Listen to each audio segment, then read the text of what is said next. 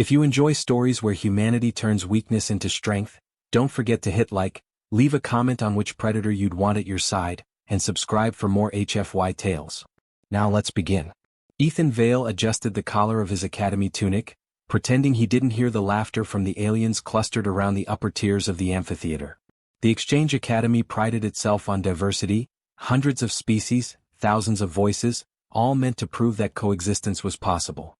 But coexistence often meant mockery, and for humans, the newest arrivals to the galactic fold, mockery was almost a daily tax. He walked across the open floor of the arena, datapad clutched to his chest, careful not to make eye contact with the group of tusked Urvikins who had made him their favorite target. Their bodies gleamed with ceremonial paint, their tusks tipped in gold, and when they grinned, Ethan could see the sharpness of their teeth. One of them snorted, a sound halfway between a laugh and a growl. "Prey," the tallest Urvikin said. "Didn't know the council let prey carry datapads." The other students chuckled, their voices rising above the murmurs of the audience. Ethan kept walking, repeating to himself that he had survived this for months, that their taunts no longer stung. Yet his knuckles whitened around the datapad, and the urge to snap back itched on his tongue. But before he could answer, a shadow moved across the arena. The air seemed to grow colder, though the suns blazed overhead. Ethan looked up. At the far side of the amphitheater, behind energy barriers thrumming faintly with blue light, the Krillfang shifted. It was enormous, black fur streaked with metallic scales, long claws that left grooves in the reinforced stone. Its eyes were twin amber suns, unblinking, predatory. Every species knew the Krillfang even if they had never seen one in the flesh. Apex hunter of a dozen warfronts, captured at staggering cost, displayed now like a prize in the Academy's cruel tradition. The tradition was simple. Students of stature and bloodlines attempted the taming trial. They stood within the barrier, unarmed, and tried to force the beast into submission. No one had ever succeeded. Many bore scars that they wore proudly as proof of their courage. The Krillfang never yielded, never lowered its head, never treated anyone as anything but potential prey. And yet Ethan felt the weight of its gaze on him. His throat tightened. "Don't wet yourself, human," the Urvikin sneered. "It smells weakness." Ethan exhaled slowly and kept walking. He had learned that answering mockery only fed it. But today something felt different. Today the amphitheater buzzed with a sharper energy, whispers carried from student to student. He caught fragments, bandits, raiders, border skirmish.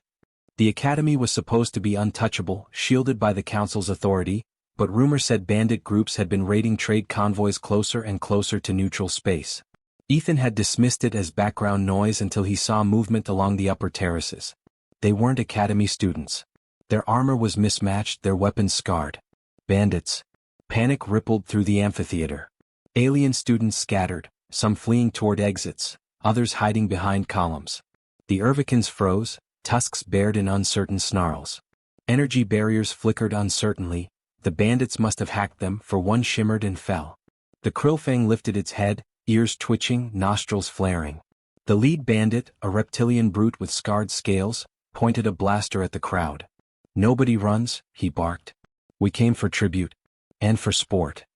His eyes narrowed at Ethan, the lone human still standing frozen in the arena center. "And what's this? Prey out in the open." The laughter came again, harsher this time, from both bandits and frightened students. Ethan's heart pounded. His instincts screamed at him to run, but his legs refused. The datapad felt like a shield too flimsy to matter. The reptilian bandit descended the steps, circling him. "Never seen one up close. They say humans are fragile. Break easy." Ethan forced himself to swallow. "Maybe you heard wrong." That earned more laughter. The Urvikins, desperate to deflect attention, jeered along. "Yes, break him. Let the predator have him after." And as if summoned, the bandit raised his arm, signaling. The last of the energy barriers collapsed with a hiss of sparks. The Krillfang was free. Silence fell, heavy and absolute. The predator's paws struck stone, claws clicking as it advanced. Its amber eyes glowed, fixed squarely on Ethan. Every alien in the amphitheater leaned back, instinctively retreating. The bandit leader grinned, sure of the spectacle about to unfold. Ethan's breath came shallow. He wanted to scream, to beg, to bolt, but none of those options would save him. The Krillfang was close now, towering, the musk of wild fur and ozone washing over him. It would end in seconds. And then, absurdly, a laugh bubbled from his throat. Not loud, not triumphant, just a shaky, incredulous chuckle at the insanity of it all. He couldn't stop it. He was going to die in front of an entire academy mocked by bandits, and somehow that was so ridiculous it was funny.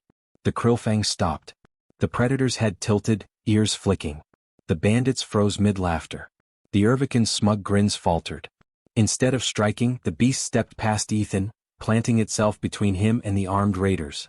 Muscles rippled beneath its fur as it lowered into a defensive crouch, lips peeling back to reveal fangs like daggers. A growl rumbled through the amphitheater, primal and commanding. The bandit leader's grin faltered. What trick is this? Ethan stood very still, the sound of his own heartbeat roaring in his ears. He could feel the Krillfang's heat radiating against his back, its growl vibrating in his bones.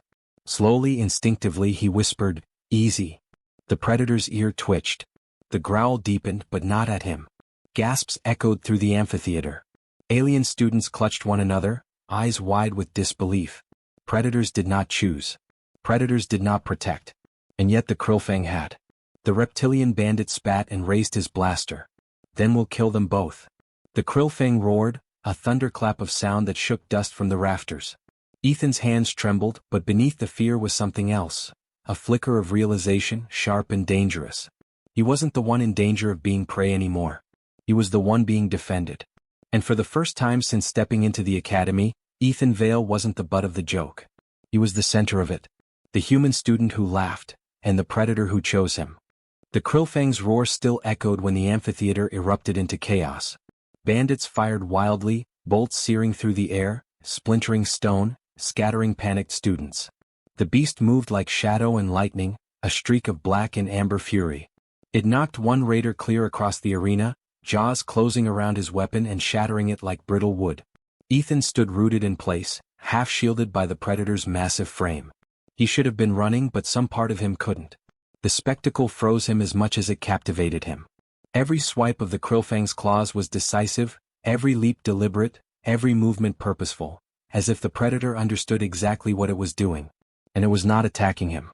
"Move, human," one of the Urvicans barked, his voice cracking with fear. The same student who mocked him minutes ago now cowered behind the very human he'd ridiculed.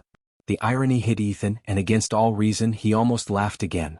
A bandit lunged from the side, blaster aimed square at Ethan's chest.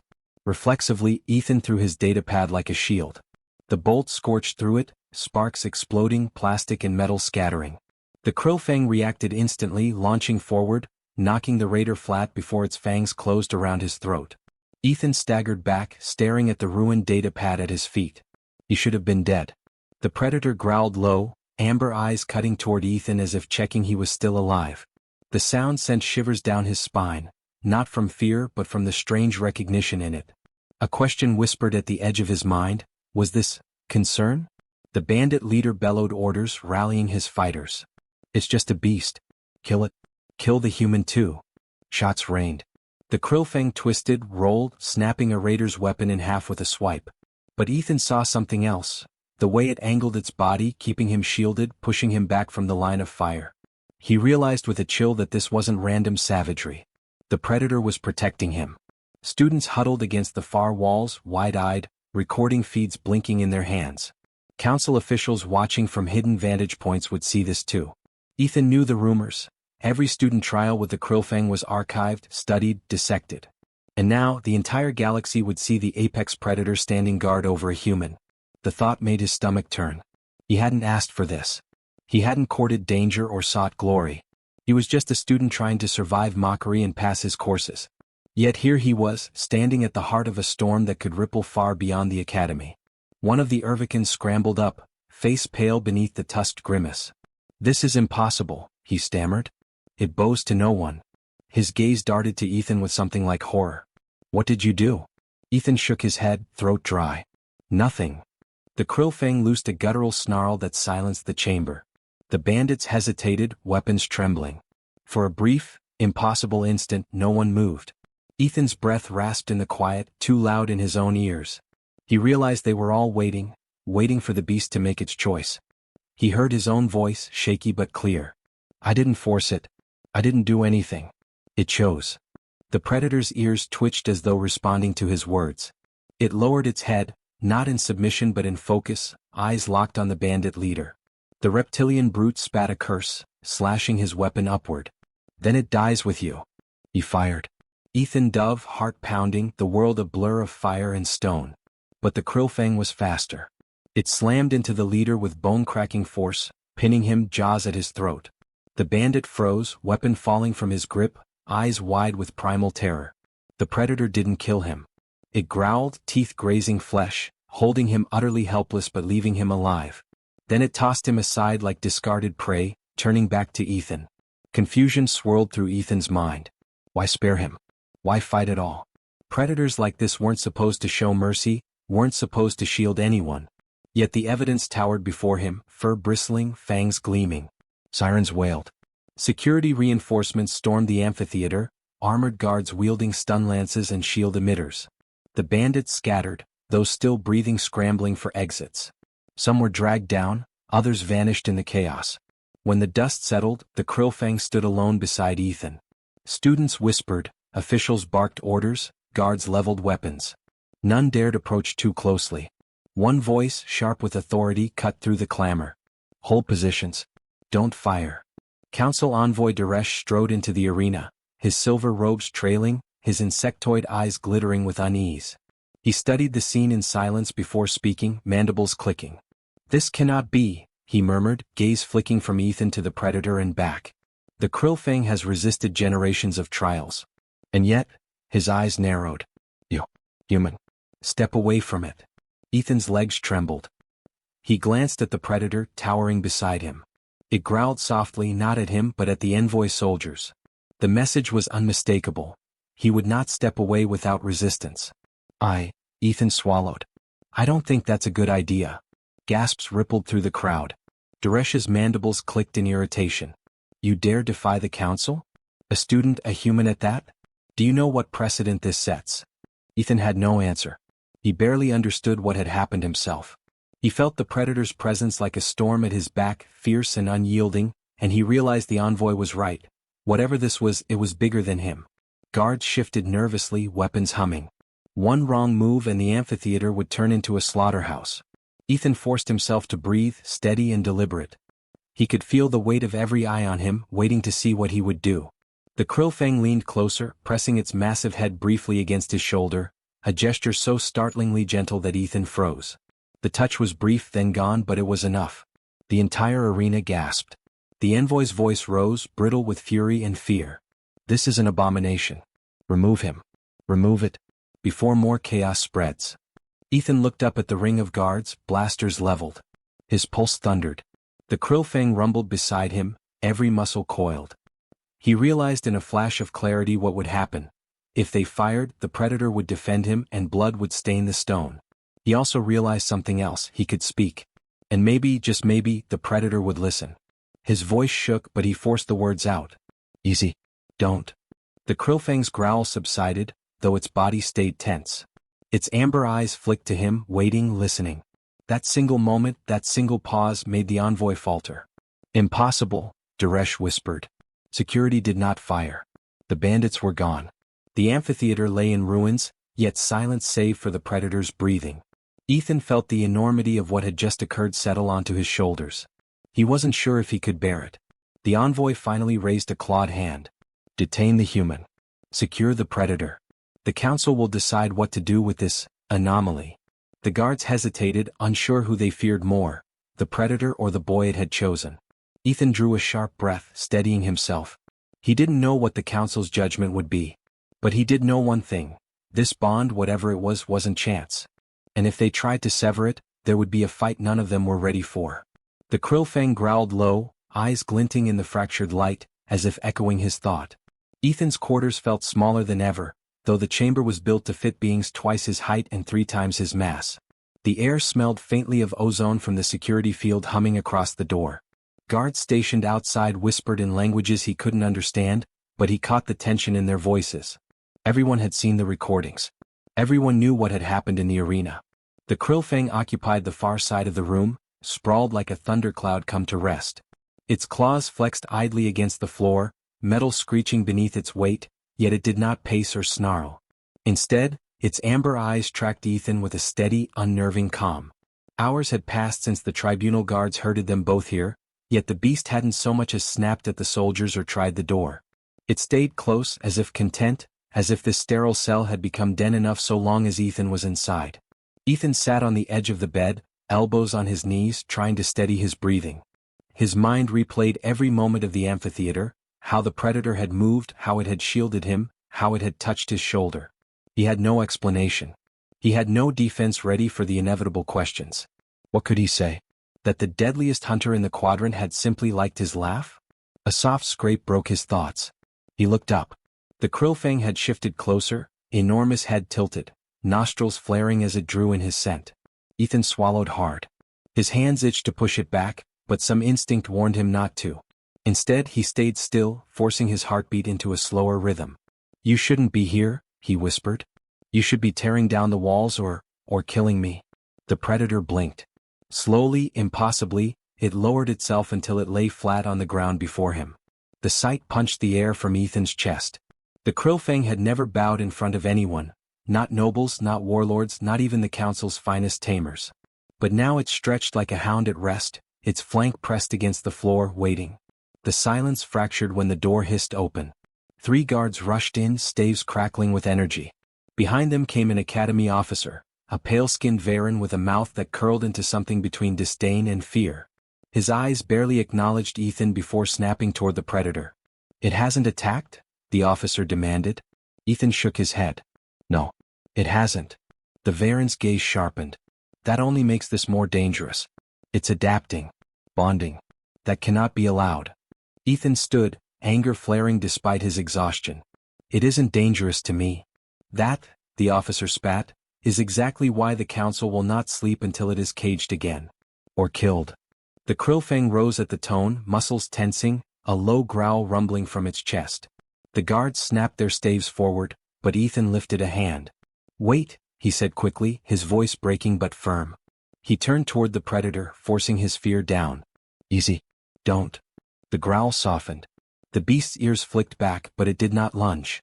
Ethan exhaled, heart hammering, then glanced at the officer. "See? It listens." The Varan's expression curdled. "Which makes you the problem, human. When predators listen to prey, the balance of power dissolves. And predators following humans? That is chaos." The officer stalked out, guards following, leaving the air heavy with threat. Ethan collapsed back onto the bed, palms clammy. He didn't have long to dwell. A scraping sound against the wall snapped his head up. The vent grill popped loose. A figure slithered inside, armored plates glinting. Another followed. Bandits. Ethan surged to his feet, voice strangled. Guards. But his cry died. He knew the security field silenced his side. It wasn't meant to keep bandits out, it was meant to keep the predator in. The krillfang moved like lightning, barreling forward. The first bandit fired a pulse round that slammed into its flank. The beast roared, staggering, then crushed him beneath a clawed swipe. The second lunged at Ethan, knife flashing. Instinct screamed. Ethan grabbed the nearest thing, his chair, and swung. The blow knocked the knife wide, buying him seconds. The krillfang lunged again, but Ethan shouted, "Stop! Don't kill him." His own words shocked him. He didn't know why he said them, only that the thought of blood staining his room filled him with dread. The predator froze mid-strike, fangs bared inches from the bandit's throat. The raider's eyes bulged, body rigid with terror. Slowly, impossibly, the krillfang drew back. Ethan grabbed the knife and shoved the bandit toward the wall. "Get out," he hissed. The raider scrambled through the vent without hesitation, vanishing into the shadows. Silence fell again. Ethan's chest heaved, his arms trembling. The krillfang's gaze burned into him, unreadable but intent. Then it sat back on its haunches, tail curling as if awaiting approval. "You listened," Ethan whispered. "You actually listened." The enormity of it made his knees weak. The predator wasn't just a shield. It wasn't just instinct. It had learned from him, mercy, restraint, choice. But word of this would spread. Bandits had witnessed it. Students whispered already. And when the council heard that the krillfang had not only chosen a human but obeyed him, truly obeyed him, their fear would turn to fury. Hours later, summons arrived. A tribunal was convening. Ethan was to stand before the council, predator in tow, and answer for what had unfolded. The guards who escorted him gave him a wide berth. Students lining the corridors stared in hushed silence. Some gaped with awe, others with hatred. Ethan kept his head high, though his stomach nodded. The Krillfang padded at his side, every step measured, radiating power and calm. For the first time in his life at the academy, no one mocked him. No one laughed. They only stared as if the ground itself had shifted. At the tribunal's massive doors, Ethan paused, hand trembling against the cold metal. He looked at the predator, amber eyes unwavering. "Whatever happens in there," he murmured, "we face it together." The Krillfang rumbled low, a sound that resonated like agreement. The guards pulled the doors open. A flood of light spilled into the hall, revealing the counselors waiting beyond. Ethan drew a breath and stepped forward, the predator at his side, into the judgment of the galaxy.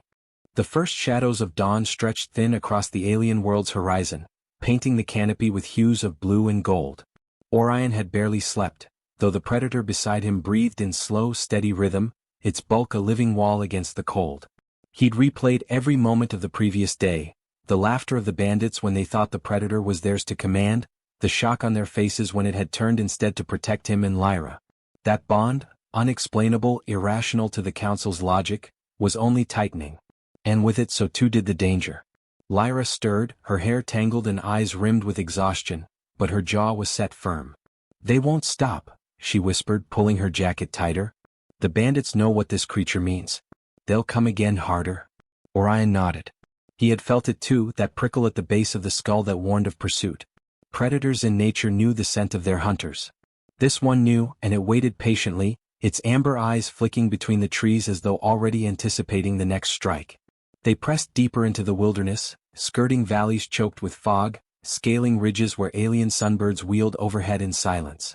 Orion kept his rifle slung, but his confidence lay not in his weapon, but in the beast at his side. He hadn't given it a name yet. That felt presumptuous, like trying to cage something that was meant to be boundless. Still, it leaned closer when Lyra faltered, brushing her with its massive flank to steady her, and Orion couldn't help but marvel at how willingly it accepted them. The silence broke when the sky split with the thunder of engines. A shuttle screamed across the canopy, cutting a swath through the clouds. Orion shoved Lyra down against the moss as the predator crouched low, its ears pinned back, a rumble vibrating from its chest. The shuttle circled once, twice before disappearing beyond the ridge. But Orion knew reconnaissance when he saw it. "They found us," he said. Lyra's hand gripped his arm. "So what do we do?" The answer came not from Orion but from the predator.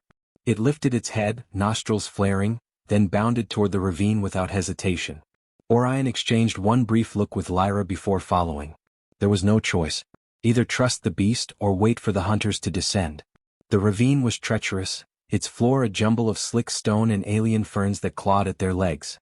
The predator leapt ahead with effortless grace, pausing only to ensure they were close behind. Then Orion caught sight of it, structures ancient and half-buried, their spires jutting from the earth like broken teeth. "Ruins," he muttered. Council records said this region was uninhabited. Lyra brushed dust from an inscribed panel, her eyes widening.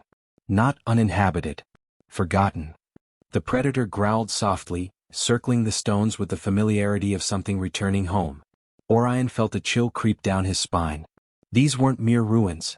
They were a sanctuary or perhaps a cage once designed for creatures like this. The markings were old, predating many of the Council's civilizations. He realized with a sinking weight that they were treading in a history deliberately buried. The moment was shattered by the crack of plasma fire. A bolt sizzled against the stone inches from Lyra's head, and Orion yanked her down. Bandits emerged from the treeline, their armor glinting, their laughter the same cruel sound as before. "Hand over the beast, boy," one sneered, "or we'll carve it from your corpse." Orion rose, rifle raised, but he was already calculating the odds. Outnumbered. Outgunned. The predator snarled, stepping in front of them, its teeth bared. The leader smirked. "That thing doesn't belong to you. It belongs to us. We broke it first." But the predator moved before the last word left his mouth. It was not a mindless attack, it was surgical, decisive. The first bandit screamed as fangs tore through his armor, the second fell to a swipe that split his chest plate. Plasma bolts lit the ruins in frantic bursts, but the beast wove between them with impossible agility, forcing the hunters into disarray. Orion covered Lyra, firing only when a bandit strayed too close, his shots precise, economical. Yet he couldn't deny what he was witnessing. The predator was not fighting for dominance or for itself. It fought for them. Minutes later, silence returned, broken only by the groans of the wounded fleeing into the forest. The predator stood amidst the ruin, its muzzle streaked with blood, its chest heaving. It turned, amber eyes locking with Orion's. In that gaze, Orion felt the gravity of choice. This wasn't coincidence. The ruins, the pursuit, the way the predator stayed tethered to them, it was part of something greater. Lyra broke the silence, her voice hushed but resolute. Orion, this isn't just about survival anymore. This creature's bond with you, it's a weapon the Council will fear. And if the bandits know, others will too. He swallowed hard, feeling the enormity settle over him. They weren't just fugitives. They were the bearers of a secret that could tilt the balance of power across worlds.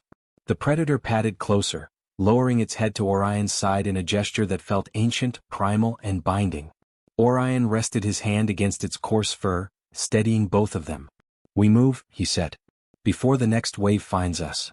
The ruins seemed to shiver as if remembering, the inscriptions faintly glowing under the alien sun. Orion glanced back once, a question lodged deep in his mind. Who had built this place, and why had they wanted predators like this bound? The answer would have to wait. For now, survival demanded they trust the beast's instincts.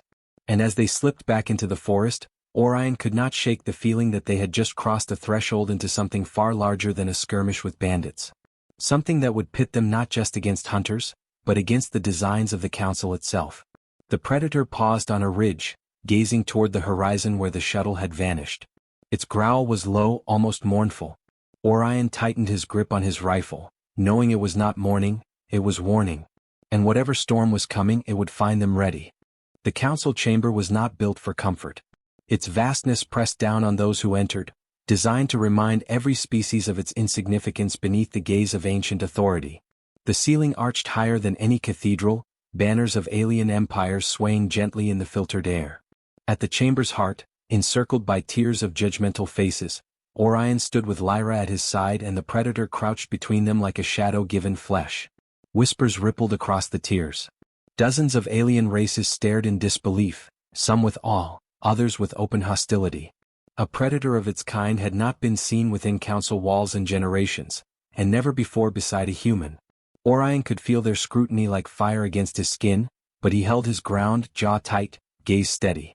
The predator's eyes tracked every movement in the chamber, a silent reminder that its loyalty lay nowhere else.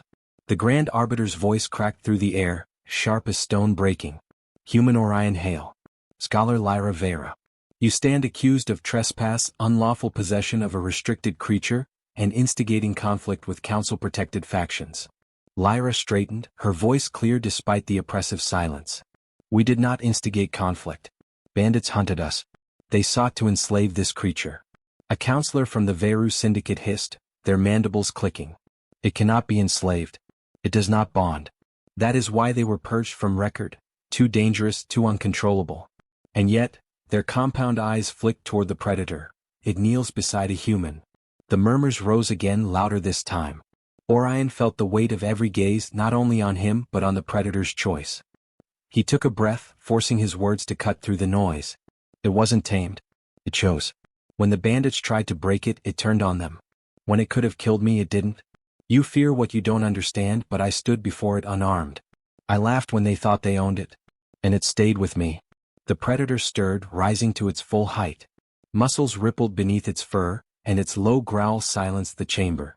One by one the whispers died. Lyra leaned closer, her whisper meant only for Orion. Careful. They'll twist this into proof of danger, not trust. But Orion knew the truth was the only weapon sharper than their fear. You call this creature a threat. I call it an ally. And maybe that's what frightens you, that for once humanity has found strength in something your empires couldn't cage. The Arbiter's gaze was like ice. You speak boldly for a child of Earth. Yet boldness does not rewrite history. These predators were sealed away for a reason. Do you think yourself wiser than civilizations older than your sun? Orion's lips curved into the faintest smile. No. I just think you've forgotten something they never expected, humanity. The chamber exploded in outrage. Voices overlapped, claws scraped stone, wings beat the air in protest. Only the predator remained still, its presence anchoring Orion in the storm. Lyra's hand tightened on his arm, her eyes burning with a mixture of fear and defiance. And then the bandit leader entered. Shackled, bruised, yet grinning through broken teeth. Guards shoved him forward, but his voice carried above the din, "They lie. That thing was ours. We bled to break it, and the humans stole what belonged to us." The predator's ears twitched, and Orion felt its body tense. The bandit spat at the floor, blood staining the stone. "Kill the human beast. Remember who held the lash." Time slowed. Every eye in the chamber turned to the predator. Counselors leaned forward, some eager, some terrified, all waiting to see the truth revealed. The predator stepped forward, slow, deliberate. Its claws clicked against the polished floor, its shoulders rolling with lethal grace. It passed the guards without pause, circling the bandit once, close enough for its breath to steam against the alien's face. The bandit trembled but held his sneer. "Do it," he hissed. The predator moved in a blur. Its jaws clamped shut with a sound like thunder, but not on the human. The bandit's scream cut the chamber in half as the predator dragged him to the ground, teeth sinking into the alien's armor and flesh. With a savage twist, it flung him aside, broken and silent. The council chamber froze. Orion met the predator's gaze as it padded back to him, lowering its head until it brushed his hand. His chest tightened, not with fear but with an unshakable certainty. This bond wasn't an accident. It was a choice reaffirmed before the galaxy. The Arbiter's voice returned, colder than before, but edged with something that sounded like uncertainty. "This cannot be ignored. A predator bound to a human, the balance we have preserved for millennia may shatter." Orion straightened, his voice carrying with a weight he hadn't realized he possessed. Then maybe the balance was never balance at all. Maybe it was just fear. "You can call me criminal, exile me, curse me. But you can't deny what you've all seen. This creature chose us. And I choose it." Silence stretched long and taut, until Lyra spoke softly, almost like a knife sliding between ribs. "Perhaps it is not the human you should fear. Perhaps it is that the predator no longer fears you." The predator loosed a roar that shook the banners and rattled the stone, a primal sound that seemed to echo from the bones of the chamber itself. Counselors recoiled, some covering their ears, others staring wide-eyed. Orion rested his palm against the predator's neck, grounding both of them. In that moment he felt the path ahead, exile, persecution, 1,000 dangers. But he also felt the unbreakable certainty that they had won something no empire could fabricate. When the roar faded, the Arbiter's words came reluctantly. "Remove them. The council will deliberate." Guards approached, wary and tense, but none dared touch the predator. Orion turned with Lyra, their steps steady, the predator padding close. As the massive doors closed behind them, Orion allowed himself a single breath of release. Lyra looked up at him, her voice trembling but sure. "We're not safe. Not now, not ever." "No," Orion admitted, glancing down at the predator, whose golden eyes burned like twin suns. "But we're not alone either." The great beast exhaled, a sound somewhere between a sigh and a growl, and pressed its head against Orion's side. Together, they stepped into the uncertain light of the alien day, carrying with them the bond that had defied bandits, shaken the council, and promised to change the galaxy. For the first time since it all began, Orion laughed. Not out of defiance, not out of disbelief, but because he knew this was only the beginning.